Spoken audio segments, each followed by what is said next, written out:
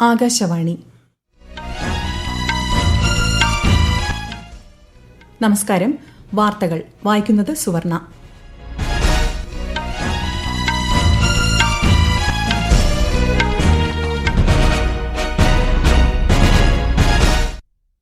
പ്രധാന വാർത്തകൾ.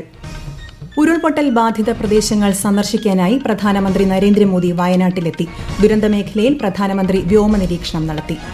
ദുരിതാശ്വാസ ക്യാമ്പ് സന്ദർശിക്കുന്ന പ്രധാനമന്ത്രി അവലോകന യോഗത്തിൽ ദുരിതാശ്വാസ പ്രവർത്തനങ്ങൾ വിലയിരുത്തും. രാഷ്ട്രപതി ദ്രൌപദി മുർമുവിനെ തിമോർ ലെസ്തയുടെ പരമോന്നത സിവിലിയൻ പുരസ്കാരമായ grand collar of the order നൽകി ആദരിച്ചു. പ്രധാനമന്ത്രി ആവാസ് യോജനയ്ക്ക് കീഴിൽ 3 കോടി പുതിയ വീടുകൾ നിർമ്മിക്കാൻ കേന്ദ്രമന്ത്രിസഭയുടെ അനുമതി. 24,657 കോടി രൂപയുടെ 8 റെയിൽപാത പദ്ധതികൾക്കും അംഗീകാരം. SC/ST സംവരണം സംബന്ധിച്ച സുപ്രീം കോടതി നിരീക്ഷണവുമായി ബന്ധപ്പെട്ട് കേന്ദ്രമന്ത്രിസഭയിൽ വിശദമായ ചർച്ച നടന്നതായി കേന്ദ്രമന്ത്രി അശ്വിനി വൈഷ്ണവ്. പാരീസ് ഒളിമ്പിക്സിൽ വെങ്കല മെഡൽ നേടിയ ഇന്ത്യൻ പുരുഷ ഹോക്കി ടീമിന് ഡൽഹി വിമാനത്താവളത്തിൽ ഉജ്ജ്വല വരവേൽപ്പ്. 33ാമത് ഒളിമ്പിക്സിന് നാളെ പാരീസിൽ സമാപനം. വാർത്തകൾ വിശദമായി. ത്രിരാഷ്ട്ര സന്ദർശനത്തിന്റെ ഭാഗമായി തിമോർ ലെസ്തയിലെത്തിയ രാഷ്ട്രപതി ദ്രൌപദി മുർമുവിന് രാജ്യത്തെ പരമോന്നത സിവിലിയൻ പുരസ്കാരമായ grand collar of the order of Timor Leste നൽകി ആദരിച്ചു. പ്രസിഡന്റ് ജോസ് റാമോസ് ഹോർട്ടയാണ് പുരസ്കാരം സമ്മാനിച്ചത്. പൊതുസേവനം, വിദ്യാഭ്യാസം, സാമൂഹിക ക്ഷേമം, സ്ത്രീ ശാക്തീകരണം എന്നീ മേഖലകളിലെ പ്രവർത്തനങ്ങൾ പരിഗണിച്ചാണ് അവാർഡ്. ഇന്ത്യയും തിമോർ ലെസ്തയും തമ്മിലുള്ള സൌഹൃദത്തിന്റെ പ്രതിഫലനമാണ് ബഹുമതിയെന്ന് രാഷ്ട്രപതി പറഞ്ഞു. തുടർന്ന് തിമോർ ലെസ്തെ പ്രസിഡന്റുമായി ഉഭയകക്ഷി ചർച്ച നടത്തിയ ശ്രീമതി മുർമു ഇന്ത്യൻ സമൂഹവുമായും ആശയവിനിമയം നടത്തും. ഉരുൾപൊട്ടൽ ബാധിത പ്രദേശങ്ങൾ സന്ദർശിക്കാനായി പ്രധാനമന്ത്രി നരേന്ദ്രമോദി വയനാട്ടിലെത്തി. ദുരന്തമേഖലയിൽ വ്യോമ നിരീക്ഷണം നടത്തിയ പ്രധാനമന്ത്രി ഉരുൾപൊട്ടൽ ബാധിത പ്രദേശവും ദുരിതാശ്വാസ ക്യാമ്പും സന്ദർശിക്കുന്നുണ്ട്. മണ്ണിടിച്ചിലിൽ മരിച്ചവരുടെ ആശ്രിതരുമായും ചികിത്സയിൽ കഴിയുന്നവരുമായും പ്രധാനമന്ത്രി ആശയവിനിമയം നടത്തും. സൈനികർ നിർമ്മിച്ച ബെയ്ലി പാലം സന്ദർശിക്കുന്ന പ്രധാനമന്ത്രി രക്ഷാദൌത്യത്തിൽ പങ്കെടുത്തവരെയും കാണും. രാവിലെ 11:10 വ്യോമസേനയുടെ വിമാനത്തിൽ കണ്ണൂർ വിമാനത്താവളത്തിൽ ഇറങ്ങിയ പ്രധാനമന്ത്രിയെ കേരള ഗവർണർ ആരിഫ് മുഹമ്മദ് ഖാനും മുഖ്യമന്ത്രി പിണറായി വിജയനും ചേർന്ന് സ്വീകരിച്ചു. വിശദാംശങ്ങളിലേക്ക്. KK Shailaja MLA, chief secretary doctor V Venu, DGP Sheikh Darvesh Sahib, ജില്ലാ collector Arun K Vijayan, city police commissioner Ajith Kumar തുടങ്ങിയവരും പ്രധാനമന്ത്രിയെ സ്വീകരിക്കാൻ വിമാനത്താവളത്തിലെത്തിയിരുന്നു. കേന്ദ്ര സഹമന്ത്രി സുരേഷ് ഗോപിയും പ്രധാനമന്ത്രിക്കൊപ്പമുണ്ട്. സ്വീകരണത്തിന് ശേഷം പ്രധാനമന്ത്രി വ്യോമസേന ഹെലികോപ്റ്ററിൽ വയനാട്ടിലേക്ക് തിരിച്ചു. ഗവർണറും മുഖ്യമന്ത്രിയും കേന്ദ്ര സഹമന്ത്രിയും അദ്ദേഹത്തെ അനുഗമിച്ചു. പ്രധാനമന്ത്രിയുടെ അധ്യക്ഷതയിൽ ചേരുന്ന അവലോകന യോഗത്തിൽ ഇപ്പോൾ നടക്കുന്ന ദുരിതാശ്വാസ പ്രവർത്തനങ്ങളെക്കുറിച്ചും വിശദീകരിക്കും. ഉച്ചകഴിഞ്ഞ് കണ്ണൂർ വിമാനത്താവളം വഴി ശ്രീ മോദി ഡൽഹിയിലേക്ക് മടങ്ങും. പ്രധാനമന്ത്രിയുടെ സന്ദർശനത്തിന്റെ ഭാഗമായി കണ്ണൂർ വിമാനത്താവളത്തിലും മട്ടന്നൂരിലും പോലീസിന്റെ കർശന സുരക്ഷയാണ് ഒരുക്കിയിട്ടുള്ളത്. SPG ഉദ്യോഗസ്ഥർക്ക് പുറമെ കണ്ണൂരും വയനാട്ടിലുമായി 2000-ലധികം പോലീസുകാരെയും വിന്യസിച്ചിട്ടുണ്ട്. News desk, Akashvani. വയനാട്ടിലെ ഉരുൾപൊട്ടൽ ബാധിത പ്രദേശങ്ങൾ സന്ദർശിക്കാനുള്ള പ്രധാനമന്ത്രി നരേന്ദ്രമോദിയുടെ തീരുമാനത്തിന് നന്ദി അറിയിച്ച് ലോക്സഭാ പ്രതിപക്ഷ നേതാവ് രാഹുൽ ഗാന്ധി. സ്ഥിതിഗതികൾ നേരിട്ട് പരിശോധിച്ച് വയനാട് ഉരുൾപൊട്ടൽ ദേശീയ ദുരന്തമായി പ്രഖ്യാപിക്കുമെന്ന് പ്രതീക്ഷിക്കുന്നതായും അദ്ദേഹം പറഞ്ഞു. ഈ മാസം 1-ന് ശ്രീ രാഹുൽ ഗാന്ധി കോൺഗ്രസ് നേതാക്കളായ KC വേണുഗോപാൽ, പ്രിയങ്ക ഗാന്ധി എന്നിവർക്കൊപ്പം വയനാട്ടിൽ സന്ദർശനം നടത്തുകയും ഇത് ദേശീയ ദുരന്തമായി പ്രഖ്യാപിക്കണമെന്ന് കേന്ദ്ര സർക്കാരിനോട് ആവശ്യപ്പെടുകയും ചെയ്തിരുന്നു. പ്രധാനമന്ത്രി നരേന്ദ്രമോദിയുടെ സന്ദർശനത്തോടനുബന്ധിച്ച് വയനാട് ജില്ലയിൽ കർശന നിയന്ത്രണങ്ങളുള്ളതിനാൽ മുണ്ടക്കൈ, ചൂരൽമല തുടങ്ങി ദുരന്തബാധിത പ്രദേശങ്ങളിൽ ഇന്ന് തെരച്ചിലുണ്ടാകില്ലെന്ന് ജില്ലാ കളക്ടർ DR മേഘശ്രീ അറിയിച്ചു. സന്നദ്ധ പ്രവർത്തകർ, തെരച്ചിലുമായി ബന്ധപ്പെട്ട മറ്റുള്ളവർ തുടങ്ങിയവർക്ക് ദുരന്തബാധിത പ്രദേശങ്ങളിൽ പ്രവേശനമുണ്ടാകില്ല. നാളെ ജനകീയ തെരച്ചിൽ പുനരാരംഭിക്കുമെന്നും ജില്ലാ കളക്ടർ അറിയിച്ചു. പ്രധാനമന്ത്രി ആവാസ് യോജന അർബൻ 2.0 പദ്ധതിക്ക് കേന്ദ്രമന്ത്രിസഭ അംഗീകാരം നൽകി. 2024-25 മുതൽ 2028-29 വരെയുള്ള സാമ്പത്തിക വർഷത്തിൽ പ്രധാനമന്ത്രി ആവാസ് യോജന ഗ്രാമീൺ നടപ്പാക്കുന്നതിനും മന്ത്രിസഭ അനുമതി നൽകി. പ്രധാനമന്ത്രി ആവാസ് യോജനയ്ക്ക് കീഴിൽ 3 കോടി പുതിയ വീടുകൾ നിർമ്മിക്കും. ഇതിൽ 2 കോടി വീടുകൾ ഗ്രാമപ്രദേശങ്ങളിലും 1 കോടി നഗരപ്രദേശങ്ങളിലുമാണ് നിർമ്മിക്കുക. പദ്ധതിക്കായി 3,60,000 കോടി രൂപ ബജറ്റിൽ വകയിരുത്തും. പട്ടികജാതി പട്ടികവർഗ സംവരണം സംബന്ധിച്ച സുപ്രീം കോടതി നിരീക്ഷണവുമായി ബന്ധപ്പെട്ട് കേന്ദ്രമന്ത്രിസഭയിൽ വിശദമായ ചർച്ച നടന്നതായി കേന്ദ്രമന്ത്രി അശ്വിനി വൈഷ്ണവ്. SC/ST സംവരണത്തിൽ ക്രീമി ലെയറിന് വ്യവസ്ഥയില്ലെന്നും കേന്ദ്രമന്ത്രി വ്യക്തമാക്കി. ഭരണഘടനാ വ്യവസ്ഥകൾ പാലിക്കാൻ കേന്ദ്ര സർക്കാർ പ്രതിജ്ഞാബദ്ധമാണെന്നും അദ്ദേഹം പറഞ്ഞു. പ്രധാനമന്ത്രി നരേന്ദ്രമോദിയുടെ അധ്യക്ഷതയിൽ ചേർന്ന കേന്ദ്രമന്ത്രിസഭയുടെ സാമ്പത്തിക കാര്യ സമിതി റെയിൽവേ മന്ത്രാലയത്തിന്റെ 24,657 കോടി രൂപയുടെ 8 പദ്ധതികൾക്ക് അംഗീകാരം നൽകി. ഒഡീഷ, മഹാരാഷ്ട്ര, ആന്ധ്രാപ്രദേശ്, ഝാർഖണ്ഡ്, ബീഹാർ, തെലങ്കാന, പശ്ചിമബംഗാൾ എന്നീ സംസ്ഥാനങ്ങളിൽ ഉൾപ്പെട്ടതാണ് പദ്ധതികൾ. കാർഷികോൽപ്പന്നങ്ങൾ, വളം, കൽക്കരി, ഇരുമ്പയിര്, ഉരുക്ക്, സിമന്റ് തുടങ്ങിയവയുടെ ഗതാഗതത്തിന് ആവശ്യമായ പാതകളാണ് നടപ്പാക്കുന്നത്. ഈ വാർത്തകൾ ആകാശവാണിയിൽ നിന്ന്.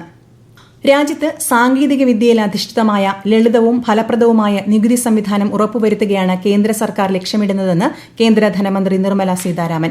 നികുതി നിയമങ്ങളും നടപടികളും ലളിതമാക്കുന്നത് വഴി വളർച്ചാ നിരക്ക് ഉയർത്താനും തൊഴിലവസരങ്ങൾ വർദ്ധിപ്പിക്കാനും സാധിക്കുമെന്ന് കേന്ദ്രമന്ത്രി പറഞ്ഞു. RBI ഡയറക്ടർ ബോർഡ് യോഗത്തിൽ പങ്കെടുത്ത ശേഷം വാർത്താ സമ്മേളനത്തിൽ സംസാരിക്കുകയായിരുന്നു ധനമന്ത്രി. ബാങ്കുകൾ നിക്ഷേപ സമാഹരണം ഉയർത്തണമെന്നും ശ്രീമതി സീതാരാമൻ പറഞ്ഞു.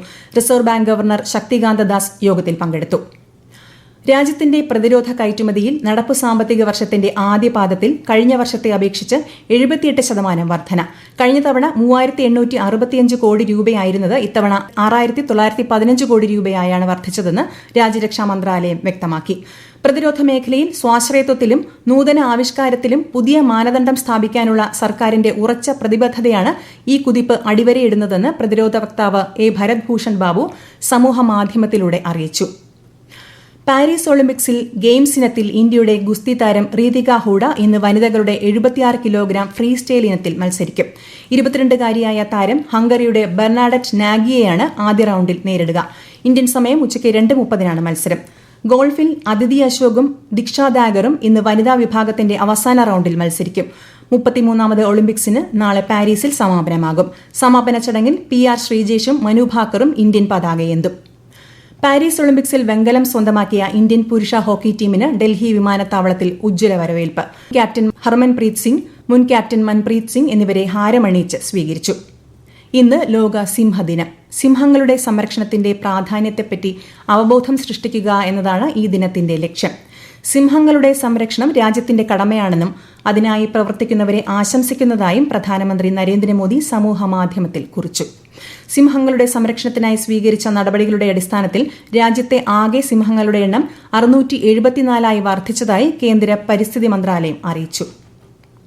വിദേശകാര്യ സെക്രട്ടറി വിക്രം മിശ്രി 2 ദിവസത്തെ ഔദ്യോഗിക സന്ദർശനത്തിനായി നാളെ നേപ്പാളിലേക്ക് തിരിക്കും. ഇന്ത്യ നേപ്പാൾ ഉഭയകക്ഷി ബന്ധം കൂടുതൽ മെച്ചപ്പെടുത്തുകയാണ് സന്ദർശനത്തിന്റെ ലക്ഷ്യം.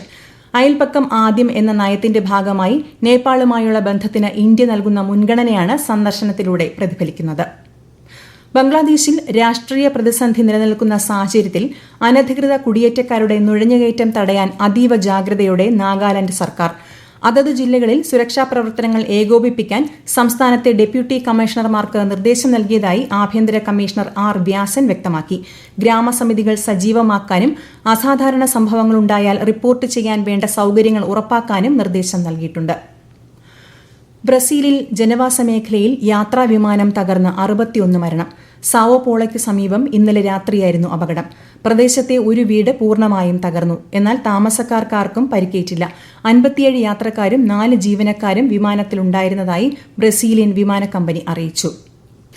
സമൂഹമാധ്യമമായ എക്സിന് 10 ദിവസത്തേക്ക് നിരോധനം ഏർപ്പെടുത്തിയ വെനസ്വേല.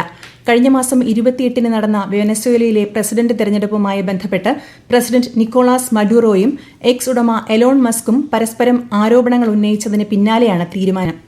വിവാദമായ പ്രസിഡന്റ് തെരഞ്ഞെടുപ്പിന് ശേഷം വിദ്വേഷം വളർത്തുന്നതിന് എലോൺ മസ്ക് സമൂഹമാധ്യമം ഉപയോഗിക്കുന്നതായും വെനസ്വേലൻ പ്രസിഡന്റ് ആരോപിച്ചു. പ്രസിഡന്റ് തെരഞ്ഞെടുപ്പിൽ മഡൂറോയെ വിജയിയായി തെരഞ്ഞെടുപ്പ് അധികൃതർ പ്രഖ്യാപിച്ചെങ്കിലും ഇതുവരെ വോട്ടിംഗ് കണക്കുകൾ ഹാജരാക്കിയിട്ടില്ല. പ്രധാന വാർത്തകൾ വീണ്ടും. ഉരുൾപൊട്ടൽ ബാധിത പ്രദേശങ്ങൾ സന്ദർശിക്കാനായി പ്രധാനമന്ത്രി നരേന്ദ്രമോദി വയനാട്ടിലെത്തി. ദുരന്ത മേഖലയിൽ പ്രധാനമന്ത്രി വ്യോമ നിരീക്ഷണം നടത്തി. ദുരിതാശ്വാസ ക്യാമ്പ് സന്ദർശിക്കുന്ന പ്രധാനമന്ത്രി അവലോകന യോഗത്തിൽ ദുരിതാശ്വാസ പ്രവർത്തനങ്ങൾ വിലയിരുത്തും. രാഷ്ട്രപതി ദ്രൌപദി മുർമുവിനെ തിമോർ ലെസ്തയുടെ പരമോന്നത സിവിലിയൻ പുരസ്കാരമായ grand collar of the order നൽകി ആദരിച്ചു. പ്രധാനമന്ത്രി ആവാസ് യോജനയ്ക്ക് കീഴിൽ 3 കോടി പുതിയ വീടുകൾ നിർമ്മിക്കാൻ കേന്ദ്ര മന്ത്രിസഭയുടെ അനുമതി. 24,657 കോടി രൂപയുടെ 8 റെയിൽപാത പദ്ധതികൾക്കും അംഗീകാരം.